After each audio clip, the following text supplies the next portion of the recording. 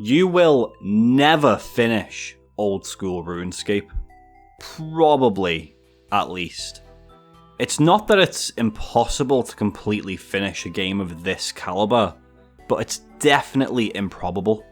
Finishing a game means something different to everyone. All you need to know at this moment is that Old School RuneScape is an MMORPG, if you didn't know already, and that when it comes to something like an MMO, finishing the game has such a wide spectrum of meaning that it's hard to exactly pinpoint every possible factor of completion. Some people may look at the quest log and say to themselves, I'll complete every quest and the requirements for them and then I'm done. Whilst others will look at the skill list and say, right, I'm going to max my account and then I'll take it easy, doing other random bits. And that really is the beautiful thing about MMOs. You have the choice.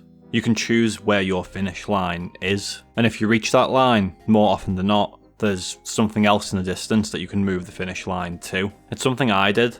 Coming fresh off a holiday in 2021, I just sat down and decided out of the blue I want to get my first quest cape. Quest cape achieved, and my eyes turned to my first 99, then my first few 99s, and then onwards and onwards. So with a term like finish a game covering such a broad range, what exactly is this video about? The idea of a completionist run of Old School RuneScape. I mean, everything that is trackable in some way is completed. Quests, the achievement diary, skills, combat tasks, and the collection log. But the collection log has numerous tabs that we'll go into. I will say in advance, my math probably isn't going to be 100% correct here. It's been a long time since I've had to do any calculation. A lot of it is dependent on the player and how they play the game. You can just use this video as a frame of reference. An approximation of time. Simply put, if someone wanted to complete every single thing that you could track in the game, is it possible? And if so, how long would it take? After all, it is RNG, so let's get into it.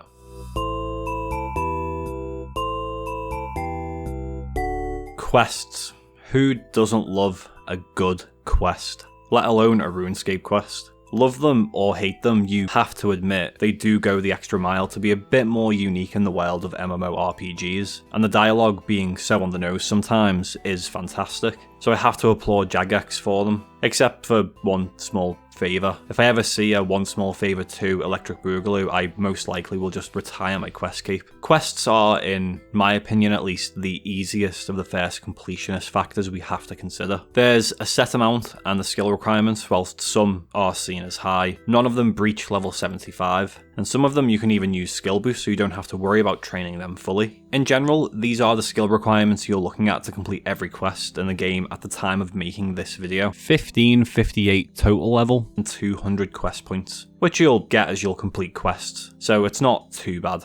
At the time of making this video, we have 179 quests, with a few more on the way. I'm very excited for the finale of the vampire story personally. These quests range from helping a chef bake a cake to slaying remnants of deities, helping revolutions against empires, stopping assassination plots, taking part in assassination plots, uncovering ancient bosses and dungeons, and honestly I couldn't name everything even if I wanted to. As an adventurer, we do so much within Gielinor, and will continue to do so. With the goal of completing the game, you'll most likely hit this one first among the others, for the simple fact that a lot of other factors are tied behind quests, such as Priffinus being locked behind Song of the Elves, Desert Treasure 2 bosses being locked behind the quest, and many, many more. The game has a main quest list, subquests and mini-quests, and they are all part of the idea of trackable progress. Quests themselves have difficulty ranges from novice to grandmaster, with mini-quests at the moment only being novice to master.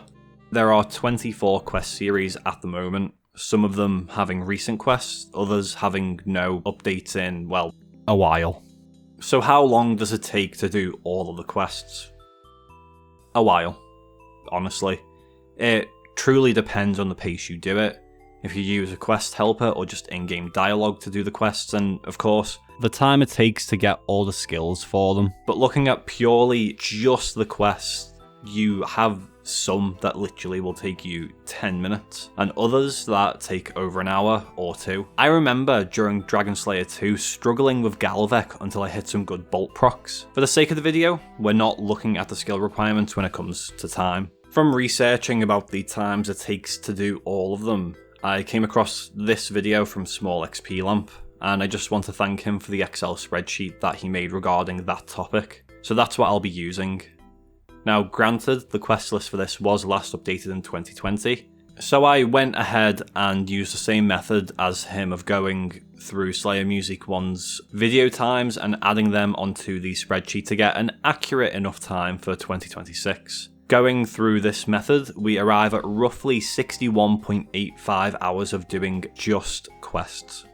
Again, no skills or gathering if you're an Iron Man, and of course I do say roughly. The actual time can and will vary. You could spend days on a quest doing it bit by bit, or just bang out multiple in a day in a very streamlined fashion, but I'll round up and just say 62 hours for the sake of the video. So approximately 62 hours worth of questing is the first value we can add to the completionist run of OSRS. My math may be wrong, but unfortunately I didn't time myself when I done every quest, so yeah, sorry about that. And then we can move on to the next part of this chapter, Achievement Diaries. Honestly, Achievement Diaries could have a section entirely of their own, but I felt right to throw them in with a quest since you need to complete them all to trim your quest cape. Achievement Diaries range from easy to elite and have skill requirements higher than what quests do, as well as having quest requirements. So I guess Diaries could be seen as step 2 of going for your completionist run. Some Achievement Diaries are easier than others. From all the ones I've done, I found the Lumbridge Elite to be one of the easier ones and one of the more useful ones, since when you complete it, you don't need a Drahman staff to use fairy rings, which is really cool and a nice quality of life upgrade, although I may have blocked the mage training arena out of my mind. Some of the harder ones, or tedious ones I guess you could say, are ones like the Desert Diary, where you need to get a stuffed Calphite Queen head for the elite tier of tasks, which does have a guaranteed drop after 128 kills. But that's the nice thing about Diaries, it includes little bits of content throughout the game such as skilling, bossing and minigames like Barbarian Assault, which lets you explore things more than you would have if you didn't have them. There are 492 tasks in total spread out over 12 areas, and these are the requirements for completing the last tier, the Elite Diary. Now, honestly, most of your time completing these will be taken up by skilling to get the necessary levels, so it'll amount to a few hundred hours, especially when you take into account more grindy skills like rune crafting into consideration. So for the sake of our calculation, I'm going to be very forgiving and say 400 hours including the skilling requirement.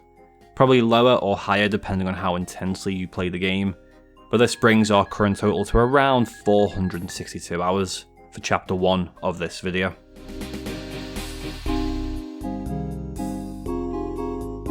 Here's where I'd crack a joke along the lines of, what's half of 99? And wait for a few seconds before telling most people that they're wrong and it's 92. But even if that is a meme, it is still a fact when it comes to skilling. So it's a grind regardless, and I'm one to talk. I've been AFK skilling for quite a while.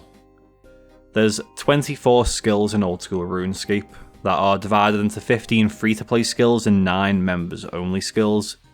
By Jagex's definition, these skills are broken into 4 different categories: utility, gathering, combat, and production.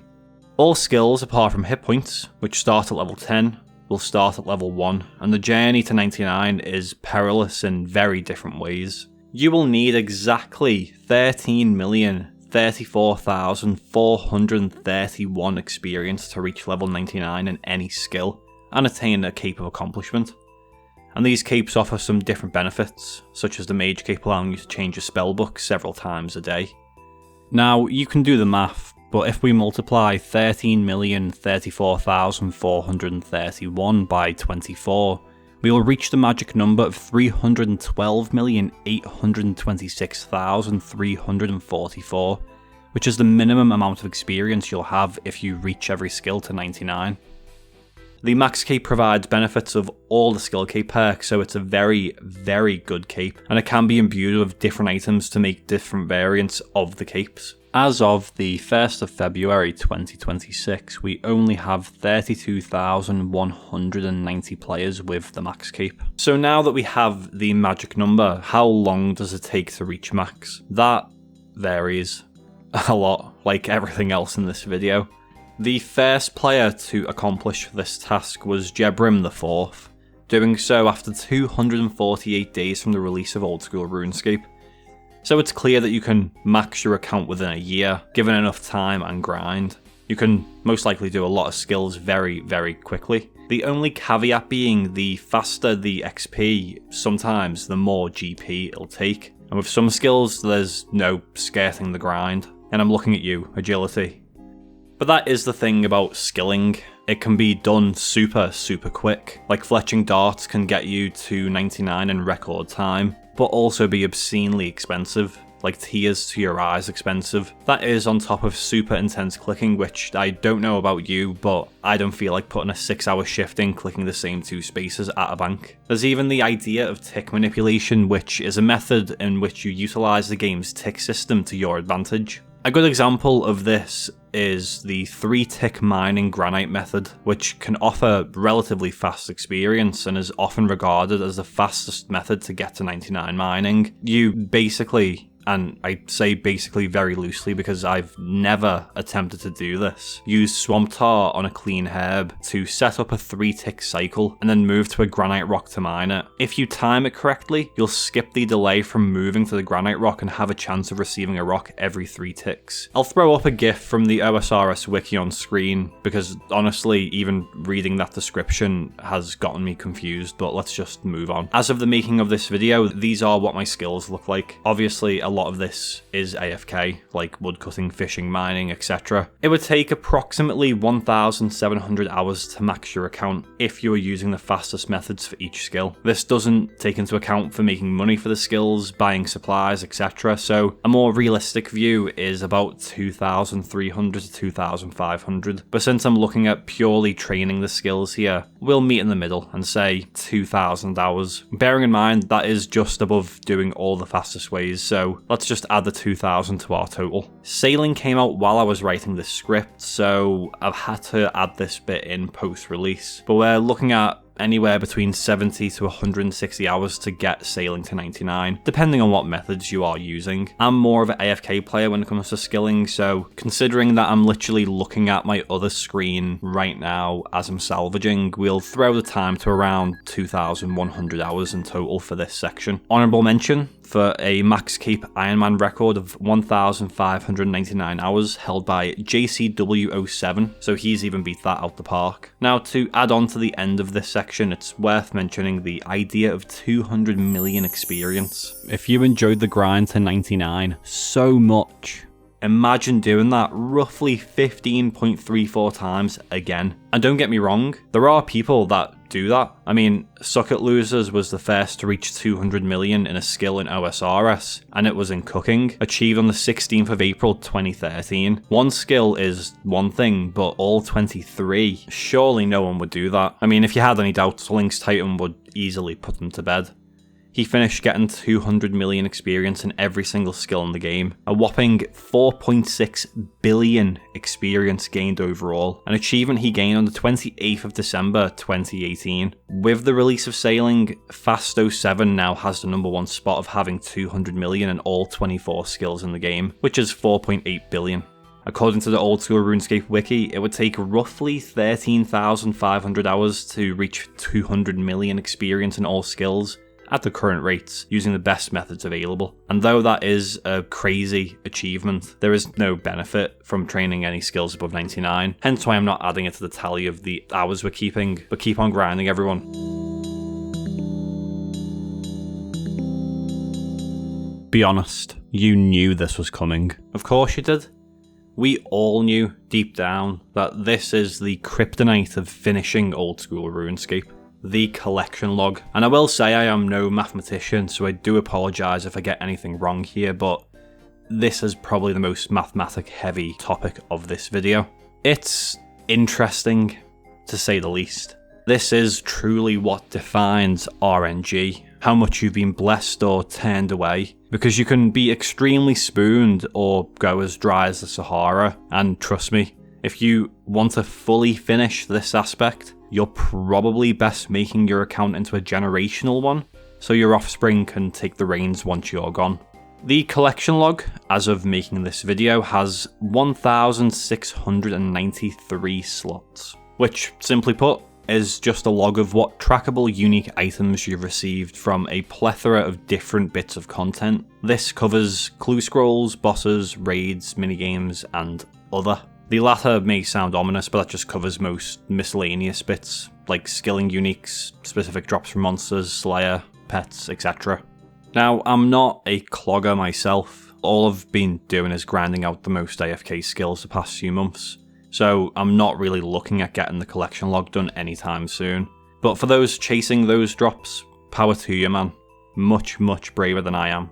I covered how the collection log breaks down the category of each drop, but let's just throw these bits on screen now. There are 54 bosses listed in the collection log, 3 raids, 11 clue tabs, 22 minigame tabs, and 31 other tabs. That's a grand total of 121 tabs that you have to change from orange to green, which is by no means a small undertaking. Who do you think we have to thank for that? Our Lord and Saviour, RNG. No matter what you're after, you'll need to pray that those random numbers that are generated fall in your favour, because you're seriously going to need all the luck that you can get. So let's start by looking at the clues. Using the wiki as a guide for caskets to attempts, those lovely folks have worked out the average caskets for obtaining each unique drop. Beginner clues get anywhere between 1 to 3 rewards, with a unique to be expected at 1 out of every 12 caskets. Specific uniques being 1 out of 180, so it's about 597 caskets. Easy clues are between 2 to 4 rewards, and you're looking at around a drop rate of 247 out of 1080 for a unique. Not including the chance of getting certain uniques that are obtainable in other clues. So for the easy, it's 7,908 clues. Medium clue scrolls get between 3 to 5 rewards, with the average for getting all the uniques standing at around 2,076 caskets. Hard clue scrolls get between 4 to 6 rewards, with the average being about 5,484 reward caskets. This is where things get spicy though, because you can start getting 3rd age items. Elite caskets have between 4 to 6 rewards as well, but with the addition of a 1 in 35 chance of the casket being a mimic, which is a lot better, and we'll go into why.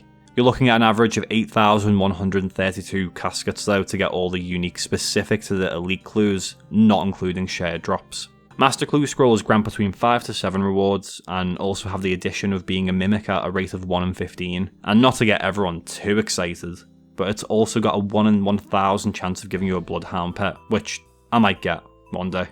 On average, you're looking at around 7,842 reward caskets to get all the unique drops linked to master clues, which may not sound like a lot, but let me tell you, that is most likely the best case scenario, and that number does not include any 3rd age items. The Mimic is a boss fight that essentially allows you to gamble your reward rolls by fighting a boss. It's got a better drop table compared to the regular reward casket for a little bit more effort, and of course an increased chance of 3rd age equipment. As Wabanaki-sun on Reddit figured out, it would take roughly 11.18 years of just doing master clues to greenlog the 3rd age set, having roughly 1 in 31,125 chance of getting a specific 3rd age piece with the Mimic turned on. Including 3rd age in the equation of collection logging heavily skews the hours. That obviously is only made worse if you get duplicates or get heavily dry on drops. Nothing is guaranteed. Big shout out to the Collection Log Discord for all of their work collating everything to do with this topic, and Temple OSRS, which has a high score list of all the cloggers. Marnie is the highest in collections with only 16 items left to get, which is pretty damn impressive. Shortly behind him is Basiligus with only 20 left, which, you know, it's always good to see another Lithuanian in the ranks. Again, the math may not be spot on, and it is just a rough number that is highly dependent on everyone's RNG. As for the on-screen time, we'll take this post from Reddit that utilises this equation. Thank you to IlC1054 for working this out, because it makes all of our lives easier. And we'll go with the latter equation, which includes mega rares from the hard to master casket reward table, so we'll add only about 391,965 hours to the counter. So yeah, let's just move on.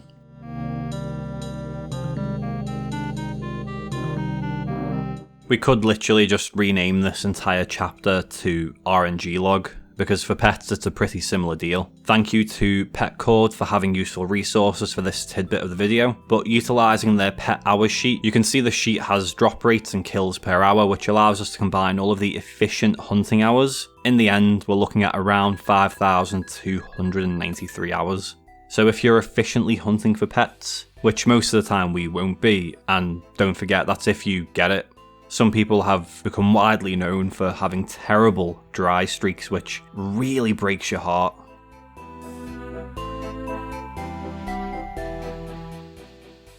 Minigames are a little bit of a complicated topic. There's some that are dead or have minimal players, and others that don't count towards the collection log. There's 19 that count towards it, and some have their own unique pets, and each one is unique in its own right. From Barbarian Assault that can take you tens of hours to complete, or only a few, if you fancy being out of pocket by a few 100 million GP, to something as simple as Fishing Trawler or Rogue's Den, where all you need is the skilling outfit the minigame provides, to places like Trouble Brewing that is mostly abandoned, so, you know, good luck getting those 30 slots in the collection log. I honestly don't know how to accurately calculate this part because of the gigantic variance of if you could even muster enough people to fully greenlog a minigame.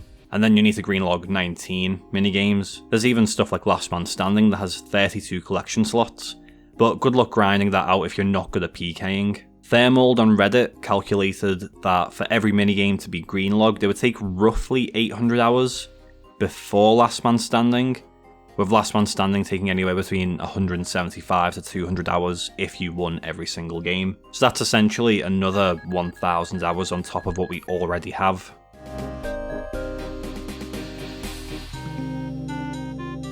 This leads us to combat tasks, which are once again a different facet of the game, one that most people won't ever finish unless they fully dedicate themselves to completing it. Now don't get me wrong, it's absolutely possible for you to do, and a lot faster than doing the completion log, but it does require high level PVM knowledge when you're getting towards the upper echelons of those tasks. I haven't even attempted to kill Zuck, and I don't know when I'd even try, let alone killing him 5 times. Here's the difficulty tiers and all the tasks that they have. Truly, it is a monumental undertaking, and calculating the time it takes to complete is difficult. Some bosses like Hespori could literally be killed in 30 seconds to a minute, but then it comes to other aspects like the Inferno and the Fight Caves, which can take over an hour or more depending on the skill level of the player. Some activities even have a requirement of killing a certain boss 50 times, 125 times, etc. I mean, even killing Vorkath with just your fists is truly incredible. These achievements can be put together in specific categories: kill count, mechanical, perfection, restriction, speed, and stamina. Obviously, some of these tasks can be done multiple at a time, but I'll assume that the average person will attempt to complete one per kill. This will literally work out to anywhere between 1,000 to 2,000 hours, most of the time extenders being the raid achievements, as they do require several hours to get the numerous completions. I mean, we're already in the tens of thousands of hours, so let's just say about 2,000 hours on average. Maybe shorter, maybe longer, but at this stage, does it really matter?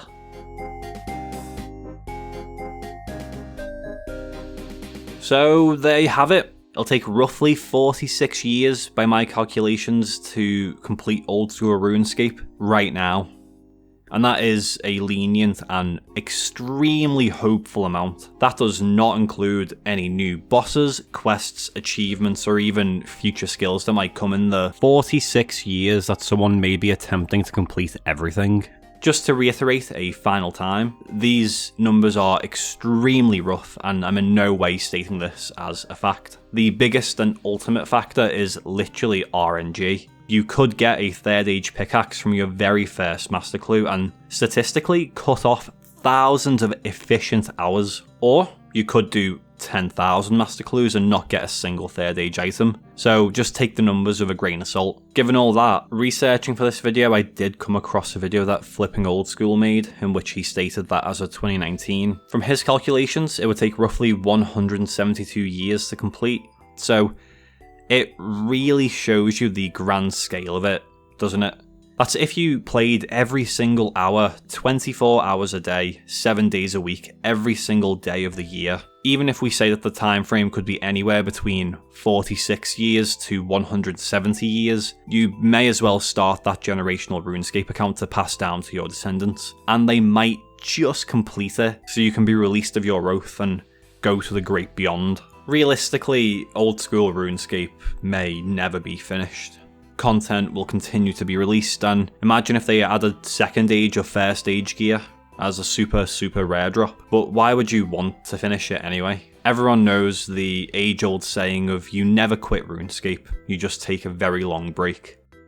MMOs aren't designed to be fully completed, and that's purely so you can keep playing. And a game like RuneScape has been in a lot of people's lives since they were very young. Everyone has their reasons for playing the game, and the differences in how they play. Janitors, PKers, PVMers, skillers, pures, etc, etc. The list will go on forever. There's a million different ways of playing the game.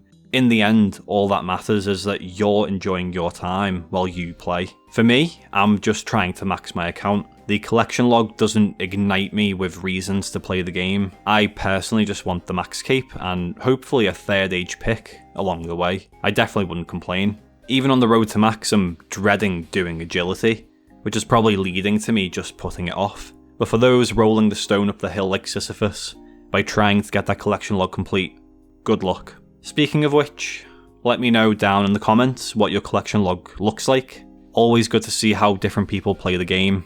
But anyway, thank you for watching. I hope you enjoyed the video, and see you later.